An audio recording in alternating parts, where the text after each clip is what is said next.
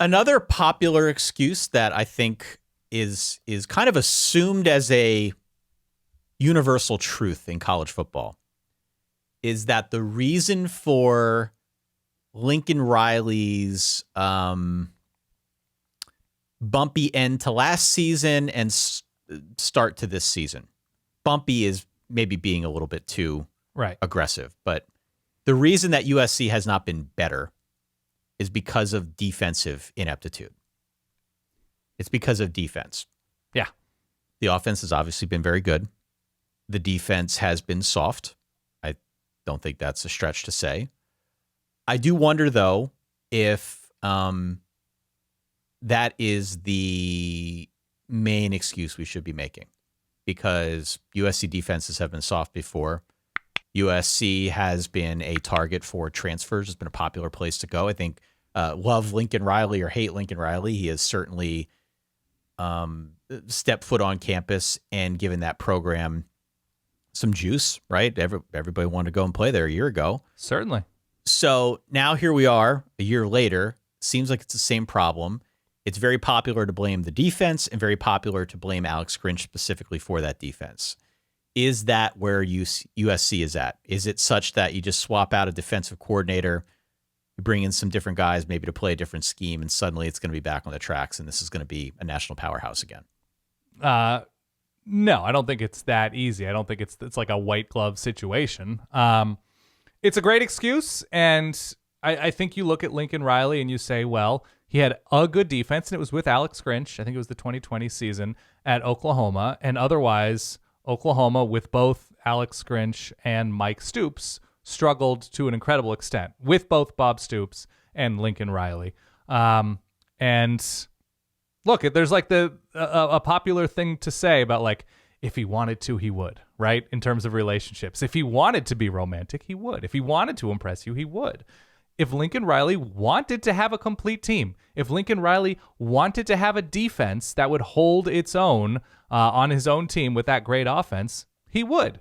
But it involves a lot of elbow grease. It involves building out a roster. It involves building out a recruiting network. It involves recruiting nationally, because there just aren't those bodies on the West Coast. We've seen great Oregon defenses lately. We've seen great Washington defenses lately. If you look back to Pete Kwiatkowski and Jimmy Lake at Washington with Chris Peterson, it's not impossible to field a good to very good to excellent defense on the West Coast.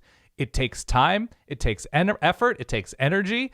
And I think there's a certain amount of hubris with Lincoln Riley and USC that says, let's get great quarterbacks. Let's get great receivers. Let's find offensive linemen in the portal. Let's score 45 a game, and let's figure out how to get turnovers on defense. Like, there's a very specific vision to sort of cut the line or cheat the system. Let's figure out a way to hack defense in a way that, like, it doesn't involve recruiting like crazy and building depth up and figuring out a system that's going to work for the Pac-12. They're studying the code in the simulation, right? Right. I think there is that sort of unfounded confidence that you can figure out defense in a way that Georgia or Alabama or Ohio State or Michigan or any of these programs where it takes time to build up defensive line and linebacker depth. It takes resources to like get all the 2026 unofficial visits, right?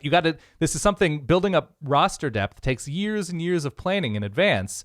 And I think there was that element of, let's hit in the portal era. It's LA. Let's get people out here to visit. And I just think they fully misunderstood what it would take to win a bunch of games and get back to a playoff type program. And I think it's on Lincoln Riley. I really do. Wow. I don't disagree. I mean, I don't disagree at all. I think the defense is something that has plagued him. Mm-hmm. That has always been the case for Lincoln Riley. Nobody, upon Lincoln Riley arriving in LA, said, man, he's going to put together a stellar defense. He's never done that. It's always been about the flash and about the offense. They've been very good, and he's put guys in the NFL, and I understand why if you're an offensive player, you'd want to go play there. I understand why if you're a defensive player, you'd want to go play there. There's a lot of juice on USC as a program right now. Yeah. You will be in the spotlight if you go play there. So I don't fault anyone for wanting to be part of that. But eventually, and I said this on the recap show when I talked about James Franklin, If these coaches are screaming to you who they are, at some point you have to believe them. And if you don't, it's on you. Right. It's on you. Lincoln Riley's been screaming this for an eternity. He hasn't really won the big one, has he? No. He hasn't. He's been very good at attracting talent. He's been very good at developing talent to a certain degree. But there have been holes in his game that he has been screaming about. He's been telling us for an eternity now. And the fact that it's happening again shouldn't surprise anybody. Yeah, and look, there is a certain amount of being a victim of your own success, right? When you build up an offense that's so successful, an offense that's so good and so lethal and getting guys open way downfield and having a quarterback who can buy time to just bomb it 45 yards, if you're scoring super quickly without a deep defense, you might need to start rethinking how quickly your offense plays. You might I'm not talking about serving your defense, but like, if your offense is that good, you better build up a ton of defensive depth. You better start rotating in a ton of bodies early on in the season to see what you have, to know what to build your defense around moving forward. And you have to be smart about how you play given your roster. And I just don't think USC is.